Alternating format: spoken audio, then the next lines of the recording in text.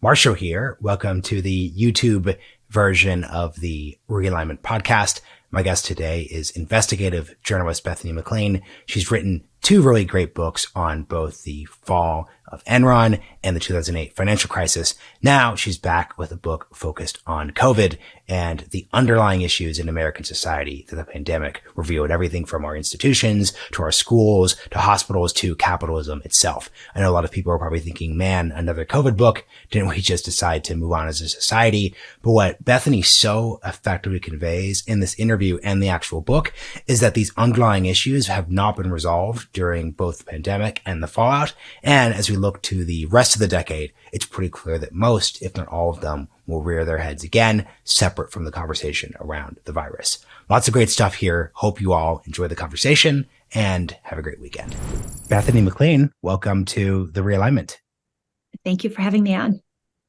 So this book, The Big Fail, is clearly about more than just COVID. It's why I'm so interested in chatting with you. This is a broader story of issues that America was running into before COVID even came about and issues that really matter for the future. But a basic question you're going to need to answer for audience members and people who want to buy your book: why another COVID book at this point in the cycle? I think what Joe and I have always tried to do is to look at what the pre-existing conditions are that cause something. So when I wrote a book about Enron, it was what led up to Enron's collapse. It wasn't just the tick-tock of the collapse. When we wrote about the global financial crisis in 2008, it was all the decisions that had been made for decades running up to that set the seeds for the financial crisis. And so that was our point of view on the pandemic. And I'd be lying if I said we had it all together when we pitched the book and understood where things were going to go. But our take is always that there's a backstory. And I think when I saw the numbers that the number of deaths was actually higher in the first year of the Biden administration than it was in the Trump administration, I think that was challenging to a lot of people's assumptions that, oh, if we just had a better president, America wouldn't have been hit so hard by this. All of this would have been fine. We would have responded so much better. And I think the reality is a response, while it was hampered by Trump's lack of leadership, in my view, for sure, a response wasn't easy because of all these pre-existing conditions in America leading up to the onset of the pandemic. It would have been hard for any president to have made this okay. So I'd love you just to list what are some of those we'll go into them in detail, but just actually, let me take a better step out of that question. What's the story that we should tell about pre-COVID America? Because I think with your Enron book, the financial crisis book, there's stories that have basically coalesced. So what's the story about America in 2019 leading into 2020 that we should really understand? I think it actually is a story in some ways of inequality, and inequality that is deeper than we currently think of when we talk about income or wealth inequality, although that's part of it, but also inequality in healthcare. And that helped create a situation in which a lot of Americans with pre-existing conditions were hit particularly hard by COVID. And then the hospitals that many underprivileged people were sent to were also at the second tier of a two-tiered healthcare system. And so it's that to me was a big pre-existing condition leading up to it. And I think to me that the bigger story here is that there's this quote I keep coming back to that Lyndon Johnson said when he signed Medicare and Medicaid into existence, that everything we do or can do as a people, it depends upon the health of our people. And I think it's this argument that we are all in it together, even if we may think that we're not. And even if there were a lot of things about pre-COVID America that made us think we weren't in it together, and that sort of again predominate, we are all in it together. I'd love to understand why it was surprising that there were more deaths under Biden than Trump. Because I'm thinking about the timeline, which once again is obviously how the book is written. We spend a decent percentage of Trump's presidency locked down. So if we're all locked at home, obviously COVID is not going to spread quite in the same way.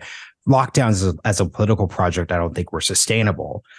So given that framework, it just seems that as we navigated the world, there'd be more deaths that second year. So let me just kind of unpack how you're thinking about that. I think that's probably fair. I think some level of lockdowns did continue into the Biden presidency. So I think I would argue that point a little bit. You could flip it around and say, well, of course, the level of deaths were going to be higher when COVID first hit our shores than they were on an ongoing basis. I think of it less in a purely scientific way than I do. Just this wasn't that easy to fix. Even with advance warning, even with understanding what this pandemic was, it wasn't easy. It wasn't that easy to get Americans to stop dying from this. And so it's less. It is not meant as a criticism of the Biden administration so much as it is a comment on this being a difficult issue to fix. No, that's really well taken. I think a really good place to take the conversation. I'd love to talk about the opening anecdote example in the book, because I think it gets at all of the themes that are so difficult here. Why did you and Joe choose to highlight a study that concluded that, I want to be very precise, that mask mandates did not work? Why is that the opening anecdote for the book? And I want to be clear. I would clarify your language in one way, which is that there is no evidence that mask mandates worked. It doesn't mean they didn't. We just the study was that we haven't seen the evidence from this review of all the studies that the authors did. I think because we were, well, as writers, of course, you want something that's going to get people's attention. But we were struck by, despite the fact that we are all sick of talking about the pandemic, this study was released in early 2023, and it made people incredibly angry. Brett Stevens in the New York Times wrote a piece about how, I'm trying to recall the headline exactly, but it was that mask mandates didn't work. And there was just this outpouring of rage on all sides. And we thought, oh, this is still an issue. This is still a really big issue that people are really concerned. People are really up in arms about. I think also for us, it just showed that we don't want to do the work, would rather just believe what we want to believe about this, and feel very virtuous in mask wearing, or feel very virtuous in not wearing masks, rather than saying, okay, what does the evidence show now? What can we see? And you're right to highlight the word mandates, because one thing the study noted was that there is a distinction between whether mask mandates work for a society and whether a mask worn properly can protect an individual. Those are actually our two different questions. But I think for us, it was just the sheer reaction to this and people's inability to say, that's interesting. That's a piece of new information. Let me think about this. And so one of the points of our book is just these ideological divides and just how deep they've become. And what's so interesting about that is, could you kind of articulate where the debate around the piece ended? Because as you two articulate in the book, there's a response piece, but even in the response piece, it basically acknowledges that while there are probably certain aspects of the writing and the language that were a little aggressive, the underlying claim about evidence was probably accurate. Help us understand that. It was probably accurate. The overall claim was that we don't have. If you do this meta review of all these studies, they don't show that mask mandates work, and that was the point, that we need evidence. But people wanted to either take that in one direction and say, oh, now there's proof that wearing a mask doesn't matter. Or people wanted to take it in the other direction and say all of this is completely wrong. Mask mandates must work.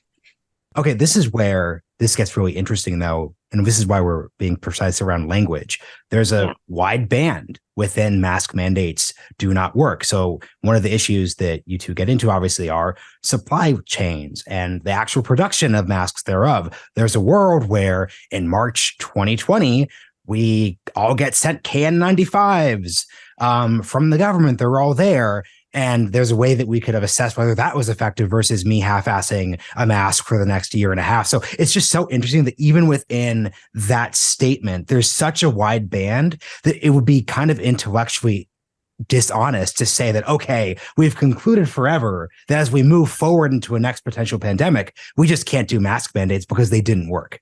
Right. No, that would be completely intellectually dishonest, but it would also be intellectually dishonest to say, "Oh, look, mask wearing worked." So our point is let's look at this. Let's look at this honestly. Be willing to hear something that you didn't want to hear. And it also may be, per your point, that a badly worn cloth mask doesn't such that we all wore and were told made a difference, which I think was unfortunate, really didn't do much, but a properly worn KN95 might do something. And so there's wiggle room within what's a mask. So I think that all those things are it's worth understanding it and being willing to look at it rather than having to say, oh, I already know the answer to that. It's not acceptable to say that wearing a mask didn't work because I feel very virtuous with my mask on and I want to continue to feel virtuous. It was a way we could all feel good about ourselves during an otherwise horrible time, and I think people are reluctant to let go of that. I think my last definitional question I'll ask you, what does the word worked mean? Because you just think about that for a second. What does it mean for masks? I mean, I didn't die. I'm here. I had a pretty good time during COVID. Therefore, it worked in a certain respect. I was able to wear a mask and because, this is interesting, just to kind of hog the mic for a second. One could argue that masks worked in the sense that if you're trying to reopen public schools and you had teachers unions, let's say they were intransigent around reopening, it's unclear if Chicago public schools could have come about if there wasn't a mask mandate, let's per se, which is kind of different than an empirical claim around like health and safety, but it all kind of fits together into like a weird cultural mush. So what do you think about the term worked? It does fit together into a weird cultural mush. I think when I say worked, it does wearing a mask reduce your chances of getting COVID. And if you do get COVID, your severity from having gotten it. So when I say worked, I'd resort to the definition that the people used in that study that we cite, which is, does it actually reduce your risk of infection? But whether it works culturally, whether it makes people feel safe, and therefore it doesn't, I would still argue that it matters if it works in a technical sense or not, because you don't want to lie to people and you don't want to give people a sense of false safety. I mean, I think it was actually a little bit dangerous to tell people that the whole idea that a cloth mask worked as well as a KN95 does. Well, it's not. It doesn't. And I don't know that it's helpful to pretend. So I hear what you're asking. I think in some ways, sometimes pretending is helpful. And if it makes people feel safer, my view through the pandemic was always, if my wearing a mask makes you feel better, for sure, I'm wearing a mask. What harm does it do to me? And so that would be one side of the argument. And the other side would be, but everything always does harm if it's not actually true.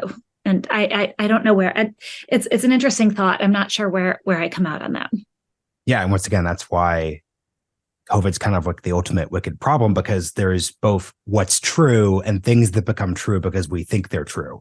That's part of the awkward mixture together. I want to go back, not to the exact details of your, previous two books you referenced, but just as I understand your books, I've got them back here somewhere.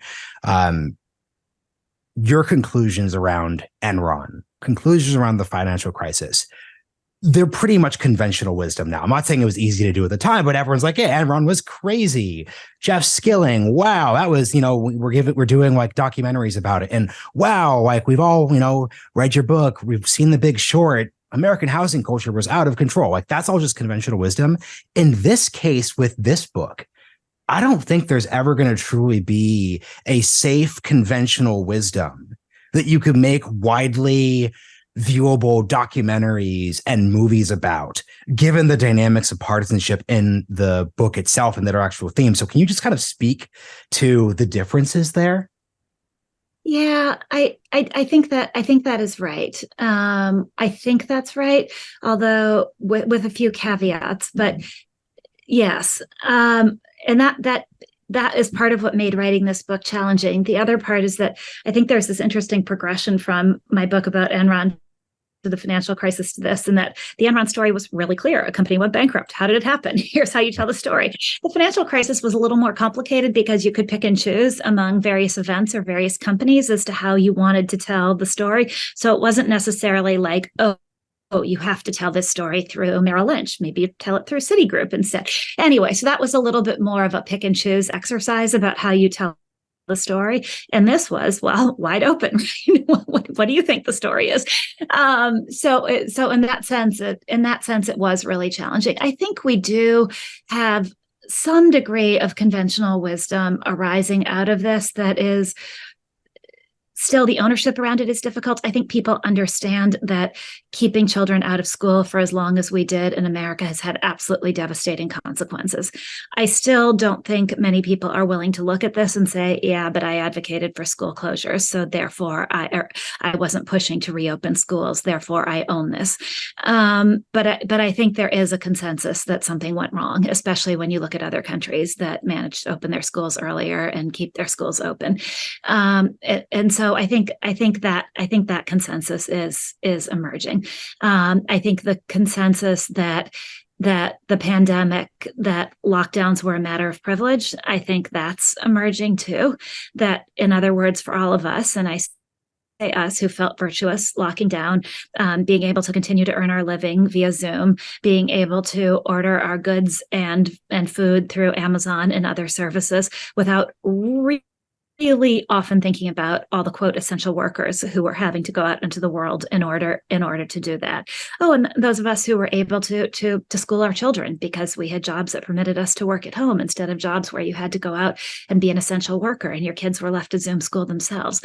And so I think people are beginning to realize that some degree of lockdowns were a matter of privilege. And I feel like that's becoming conventional wisdom too. There's a recognition of that. I think the school example is so interesting because it gets at why I have big fears about the next pandemic, because it's easy, once again, not from a writing perspective, but it's easy from a societal perspective to say, yeah, in retrospect, there's no substitute for an actual functioning public school, especially if you're not economically privileged. But that's different from actually looking, and this is why I appreciate the way you two wrote the book, looking at the process that led to those school closures. And with so many of these issues that we now kind of treat as the worst case scenarios in the pandemic, it's unclear to me if next time around there's a far worse iteration of COVID, those processes just don't self-replicate themselves, especially at a state level, at a local level, at a federal level. So I guess my question to you is, to what degree do you think the processes by which these decisions were come to, have they changed versus we all agree where we ended up wasn't the right way to do this?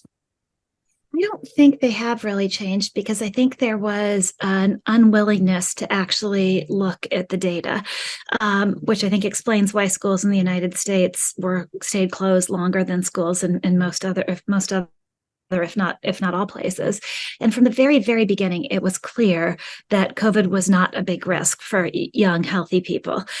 Kids with pre-existing conditions, yes, but for young, healthy people, the data were pretty clear out of Italy who it was that was dying, and it was the elderly and people with pre-existing conditions.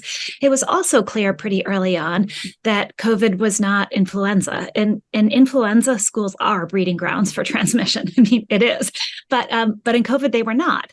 And in fact, in most, when schools reopened, the infection rates were sometimes lower than the community infection rates. So it showed that schools weren't this breeding ground, and so the data was there, and we couldn't do anything despite that. And I think that's a broader story of where our priorities as a society actually lie, and of an unwillingness to back away from pre-existing conclusions and say, this is not what we thought.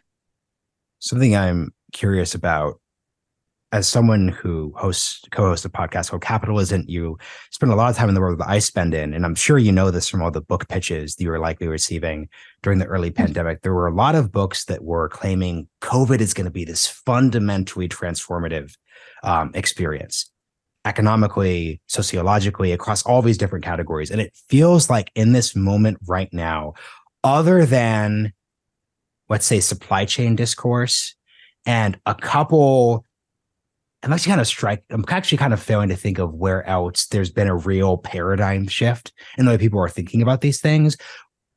It feels like we're kind of just receding at every single level. with the exception of the fact that I get to Zoom podcast from Austin, which is super nice. Thank you to the Hudson Institute and the University of Texas. That is very much not a 2020. But I guess that goes to your point. That's just me being, privileged and getting to work in this specific space. So what was transformative and what is just kind of going back to the normal? It's a really good question. And unfortunately, I don't think much was, well, fortunately and unfortunately, right? I mean, it still remains to be seen how work from home settles out. But I think we went through a period before COVID of everybody saying, we need beautiful big office campuses because collaboration, in-person collaboration is so important. And then when COVID hit, people said, oh, people can work from home. Nothing is lost. There's no productivity loss. Work from home is the new normal. And now we're in this uncertain territory where I think companies are actually realizing that work from home does come with a lot of cultural loss and costs.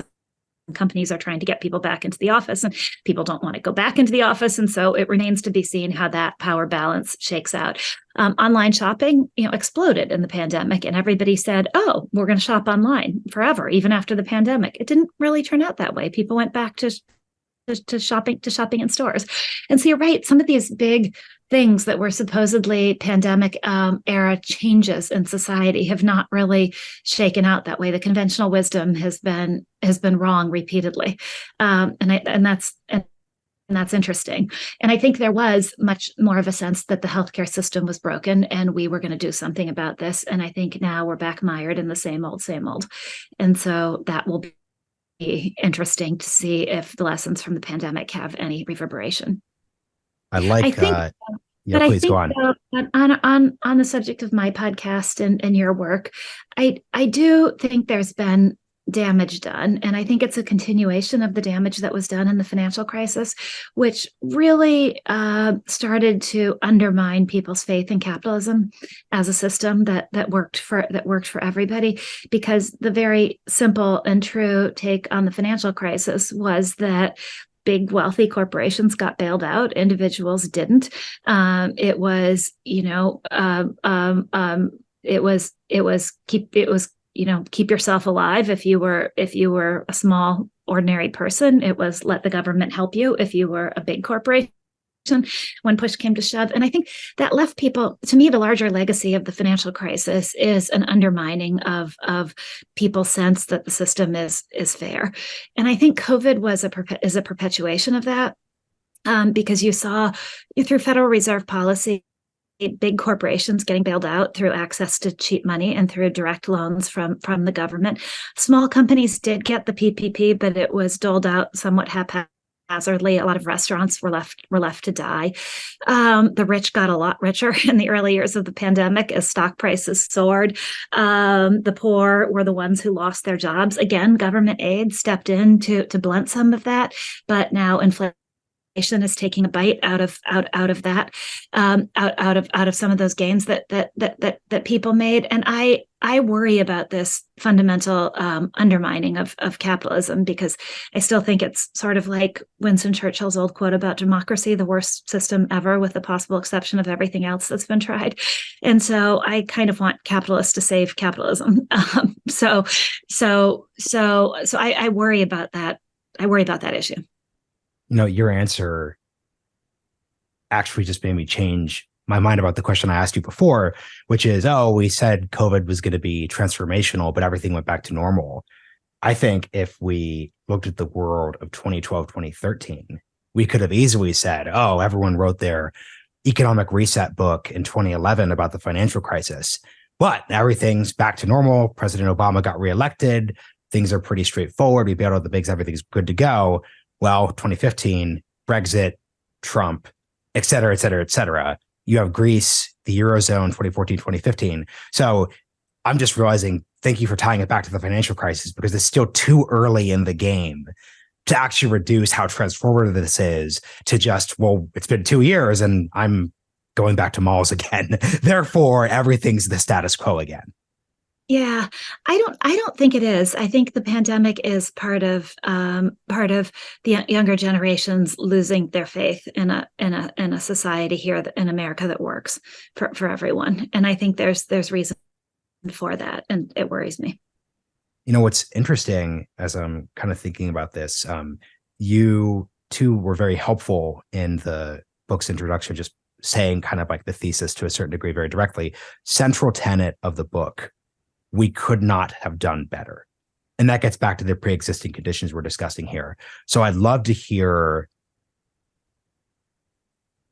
two buckets. Bucket one, things you think we just actually did poorly. So for example, there's no structural reason why schools couldn't have come back earlier, I suspect. That's bucket one. But bucket two would be, what are those underlying pre-existing conditions that meant that Biden's year 2 was going to be worse than year 1, even if you shift around the players, add a bunch of credentialism, and get rid of like Peter Navarro, which I think are all good things. But at a baseline level, those are the structural changes. So yeah, you could answer the first part about what was kind of up for grabs, but I'm really most interested in the second part, which is the pre-existing conditions. Yeah. So I think on the what was up for grabs, definitely getting schools reopened, being more honest with people about the scientific basis for lockdowns, the lack of scientific basis for it, being more honest about saying, we don't know, we're in uncharted territory, because I think there still is this top-down belief that you give people certainty and they'll believe you and trust you. But the problem in a world awash with information, if you give people certainty and they can look for themselves and see that your certainty might not be right, all you do is create a loss of trust. And so I think that could have been done better. I think President Trump could have been more of a leader. And I don't know how much that would have reduced the death rate, but it for sure would have made us feel more like a unified country as we went through this. So I think there were there were errors. But as for the pre-existing conditions, I mean, the fact that so much had been outsourced in the name of globalization, and that's why we couldn't get PPE, nobody was going to fix that overnight. That was a structural change in the way our economy worked that had been in the works for decades, and meant that this was going to be an issue. No matter what, it would have been an issue for any president. The fact that we'd created this 2-tiered healthcare system where people don't have equal access to healthcare, and that's in part why you see high levels of pre-existing conditions in certain populations. And then COVID comes along, which preys on people with pre-existing conditions, and those people in turn ended up in hospitals that were overcrowded and under-resourced. Well, that wasn't fixable, right? I mean, maybe it could have been fixable if hospitals had come together and said, let's share resources, or if government had said, we're going to force hospitals to share resources so that people with less privilege can get access to treatment. Maybe there could have been something that had been done in the moment, but that is a crisis in healthcare that has been building for a really long time. And then I think on the financial front, there was a lot of talk in the wake of the 2008 financial crisis about shadow banking and how this had helped cause the 2008 financial crisis. And the shadow banking sector got a lot bigger in the run up to the pandemic. And part of what the Fed had to step in with all that money and fix were problems outside of the regulated banking sector that were sort of officially outside of Fed purview. And the fact that the Fed had to throw so much money at this helped spark inflation. And so that and the fact that we'd had this decade beforehand of super low interest rates because Congress was kind of unwilling and unable to take action, so left it all up to the Fed, per the name of Mohammed El-Erian's great book, The Only Game in Town, created a weakness in our financial system in the run up to the pandemic that again wasn't easily fixable. So I think those things for me go in the bucket of things that would have been difficult for any president to confront. So as a public policy minded person, the real fear that I have coming out of this book, and I think the two of you frame this very well, is that these issues became so partisan, cultural, and clearly personally held that the next time there is some form of pandemic or broad societal level threat, in the back of our minds, we're not going to ask ourselves, okay, what's the proper response? I'm probably thinking, if I'm a conservative politician, how do I basically stop anything from happening? Because insert statement, Dr. Fauci overreached. If I'm a, center left or like left politician, I'm probably thinking, okay, we kind of went too far last time. So I'm leaning towards what this like scientific advisor is advising me, but like kind of my job here is to pull back and kind of meet in the middle. I worry you'll have a pandemic that is just so bad beyond just what we experienced that both those responses are going to be disastrous. That really feels like the nightmare scenario for me. So what would your advice takeaway be for how we can actually look at the data, respond, I think, efficiently and properly to tough challenges when they're in front of us? Thank you for proposing a scenario that will keep me up at night. Well, no, because this is, once again, I've read the book. This is it's, I know. You started it by framing the book the way, because I was like, oh my God, like that's the actual clear thing. I have no confidence that the scenario I just articulated will not obviously happen.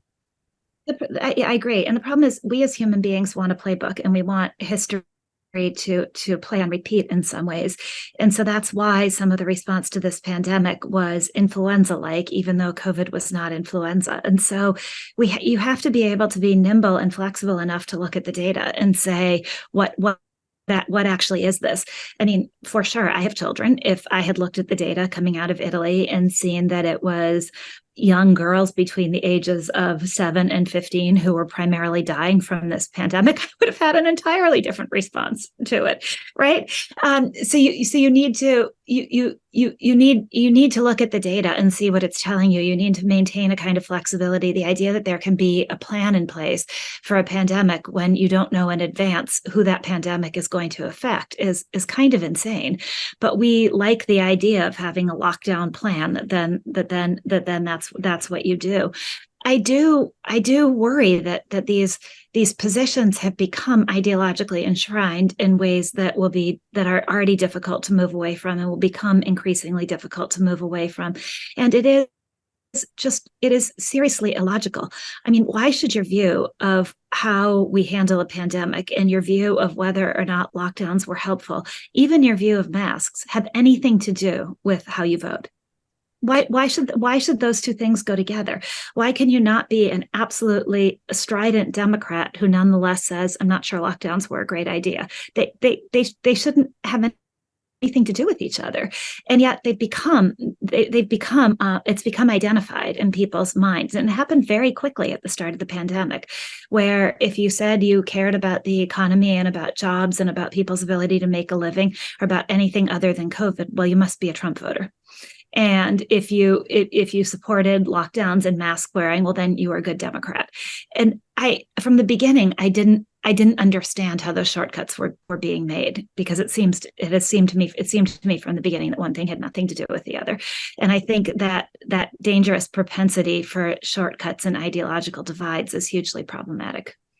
Yeah, and I think the starting point to kind of respond to your point here is to probably admit our biases. So like, let's say an elected official in Texas, my bias in the next pandemic is if a teachers union comes to me saying, hey, we're not sure about reopening these schools, I will admit I will probably be biased against the teachers union. I will probably say, well, last time we all know that, especially in places like Chicago, has kept going too long. So I'm just going to discount your concerns, even if they're entirely valid. And the scientific data is just much more inclined towards their position. So maybe that's just like the starting point. If we could I think it's actually decently possible to articulate and understand what those biases are. So I now need to know that I need to come to negotiations, discussions in that context for the right POV, because that'd be an example of over-learning from a very specific example.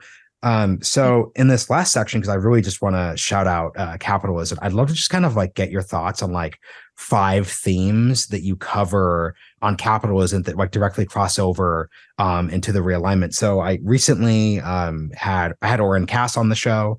Last week you had a recent episode with him. So, and you also had a recent episode with Patrick Deneen on the conservative critique of capitalism. So I'd love for you just to like not be an interviewer and just discourse to me. What is your reaction to this like post 2020? Oh my gosh, the right is no longer inclined towards the free market and they're interested in labor unions and new economic models. Like what is your reaction to talking with these people? Well, I've long had this theory that things that seem to be on opposite ends of the spectrum actually meet in the middle in some ways, that many things are a circle. And so this is going to seem like a tangent, but I've argued this with visionaries and fraudsters, that they seem to sit on opposite ends of the spectrum, but they have many personality traits in common, and they actually kind of sit at where the ends of the circle meet.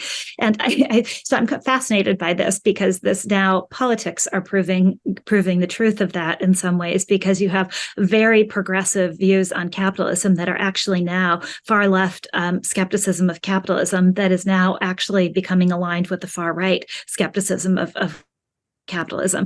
We had Sohrab Ahmari on the show. We just recorded the interview. It's very difficult to decipher his views from those of somebody on the far left. In fact, he would almost agree his views are the same. And so I find that critique of capitalism really interesting and fascinating, also a little bit frightening to me, because it is growing. And I think that's why I say I want the capitalists to start saving capitalism and to start doing better. And we can come back to what I mean by doing better. But anybody who is making a great deal of money in our society has a responsibility to help save the system, as far as I'm concerned. I think another theme that we get at a lot in capitalism is what a free market actually is, because there's this belief in conservative economic circles, I guess is the best way of saying it, that the free market rules and the free market should decide winners and losers. But when you really start to think about it, there is no such thing as a free market. And my friend Anat Admati at Stanford talks a lot about this, but now so do an increasing number of people, which is that the rules that society puts in place dictate what the market is. So the rules of bankruptcy court, the existence of a limited liability corporation, those are all things that government/society has decided upon that then lay the groundwork for how the market functions. And so I thought of that in a particularly pointed way with healthcare, because there's this belief that if a hospital is making money, then it's a good hospital. If a hospital is losing money, well, then according to the dictates of the free market, it's a bad hospital and it should go out of business. Well, A, is that true when it's critical infrastructure that people's health depends on? But B, is it true when it's government reimbursement programs that dictate whether the hospital makes money or the hospital loses money? And so it's not the market. It's not some sort of beautiful view of the free market in which the hospital that offers the best services at the lowest price is the one that's winning. That's not the way this works. And so I think it's just really important to look at the foundation of anything before you call it a market. And that's another theme that has emerged to me from doing Capitalisn't. And then I think a lot of people are focusing on. And then I think another question that Luigi and I talk about a lot about on the podcast is that of incentives and where people's incentives are. So there are a lot of interesting crossovers. Something I'm curious about. Is neoliberalism over, and does the question matter? I do. So I'm funded by the Hewlett Foundation. So obviously I'm going to bring up this question a lot, but I always get aggressive audience pushback of like, okay, this is so foofy and overly intellectual. Just like be direct about what you're talking about. But I actually do, incentives aside, insert hopefully my grant gets renewed next year. Incentives aside, I think this question does matter. I think political and economic eras do matter. You've covered it so many different times on the podcast. I assume that you probably are synced up with me on this topic mattering. I'd love to hear kind of your response to the skepticism you may experience from people who think that we're getting overly academic about, let's just say, supply chains. The wisdom was wrong. Focus on that. Why are you talking about the term neoliberalism? I think neoliberalism is actually a bad word in the sense that a lot of people use it without being precise about what they mean. So actually in the interview we just did yesterday, I always force people to define it, what they mean.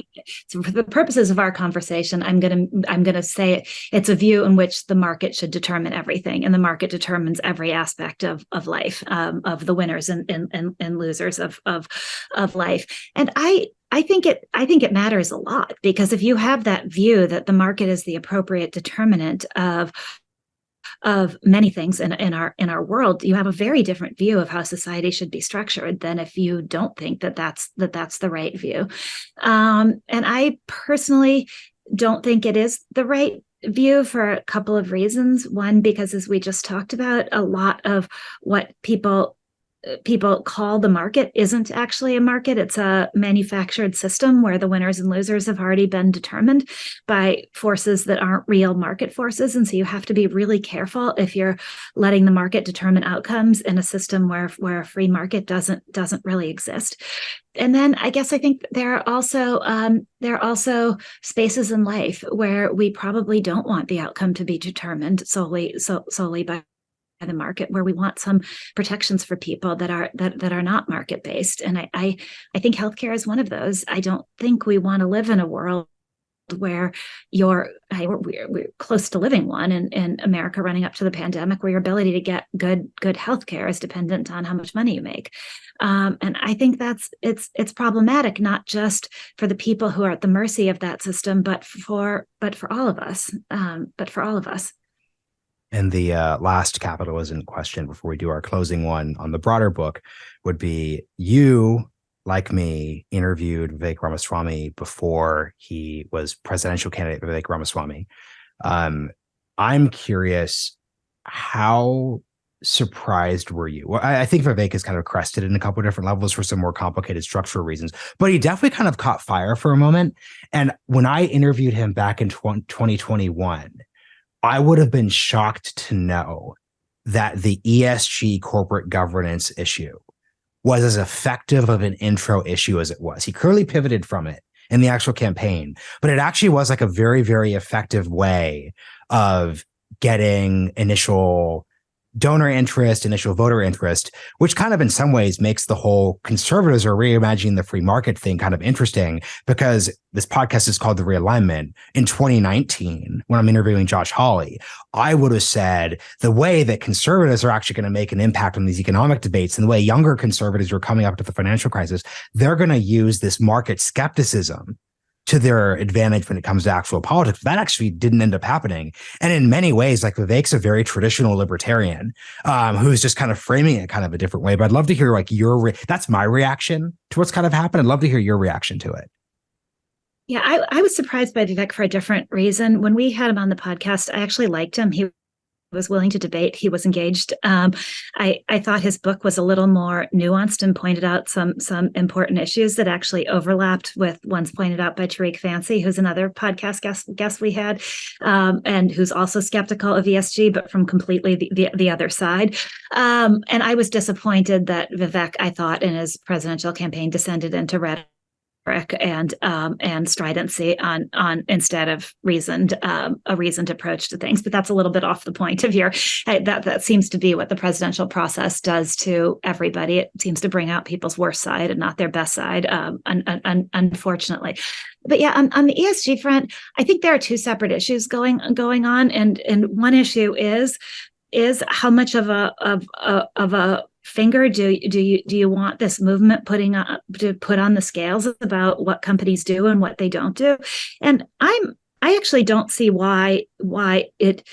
I don't even see why that's an argument and let me get to the second point because then I'll tell you why it's an argument. I actually really don't think if you adopt the viewpoint that all of this is actually really good business, and that we want to use fewer resources, we want the world to be sustainable. I don't see why corporations can't make their own decisions about how to proceed and what to embrace. That's the way business is Quick run. thing, because I realized this is a great answer. We got a little esoteric, a little too quickly. Can you explain what ESG is? Given your answer, like what?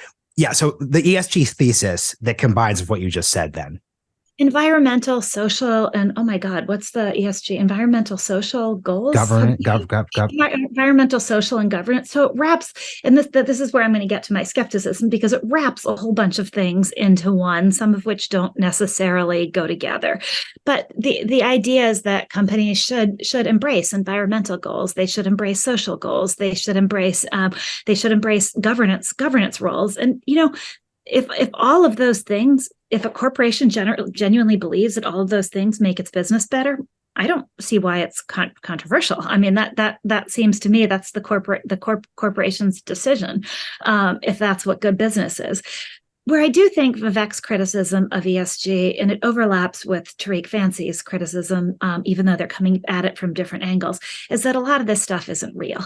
A lot of what we label as ESG isn't really making a damn bit of difference. It's maybe a little bit like wearing a mask. It's putting a fig leaf on things to make us feel better about what we're investing in, and not really fundamentally changing anything. So Vivek had examples in his book of, companies spouting ESG and then going to China and doing horrible things. And so there's an ugly side to it that does make me skeptical of all of it.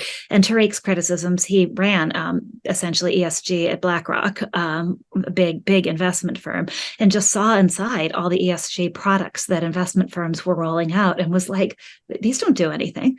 It's just a way to sell things, and it doesn't actually accomplish anything. And so I guess that does actually bring us full circle to the book, that you don't just like the label because it makes you feel good about yourself. You have to be willing to look underneath it and say, what is this actually accomplishing? So for the final question then, what unites I actually like your explanation of the smartest guys in the room, in the sense of a company failed, what happened? It's a good book pitch. It's pretty straightforward.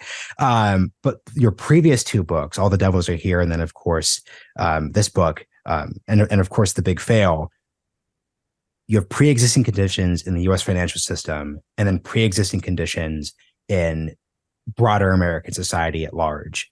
In both cases, there are a lot of predictions that these moments are going to produce revolutionary changes that are going to address these underlying issues. There's actually been a whole smattering of books kind of exploring why didn't the 2010s and the early 2020s produce revolution in the way you would have thought they would, not just economic, but just political revolution given these changes. What do you think at a societal level will be necessary to address these pre-existing conditions? Is it just like, do we have to get into a conflict with China over Taiwan, and that's where we're going to force through because that's basically my thesis at this point, which is that like it actually has to be existential level crisis versus, okay, we're going to sit in 2027 and calmly change the US healthcare system. I'm curious how you think about this dilemma. I've become more cynical in many ways. Maybe that's the natural course of getting older. But I thought when I wrote the Enron book that what happened at Enron was an anomaly, a weird example of capitalism gone wrong. I've become much more skeptical of many of the underlying aspects of capitalism. I see it as less a bug than what's the saying. Sorry, I'm just blanking on it. It's a bug, not a feature. Yeah. I've started to see it as more of a feature. Hopefully you can edit this. I've started to see it as more of a feature of the ways we practice capitalism, which is not so much capitalism per se as it is the government's failure to set the right rules for capitalism, because back to what we've been talking about, it is all dependent. There's no such thing as a free market. It is all dependent on the rules that are set down by society or government. And so I've come to see that I've become more cynical, and I've become more cynical about the possibilities of real change. I remember in the wake of the financial crisis, I predicted that the silver lining would be that we would finally think about how to finance homeownership and what made the most sense as a stable way of financing homeownership. And here we are, a decade and a half later, and the system has become far less stable, with non-banks originating a lot of mortgages and selling them into these structures that had to be bailed out in the pandemic, and with Fannie and Freddie still in conservatorship, and nobody talking about how we actually set up a stable system. And if we can't even do that, I don't know. Can we get healthcare right? I don't know. That is Actually, you ended cynically. Give me something. That's my fault as an interviewer, because we want to move books here. This is a really helpful conversation.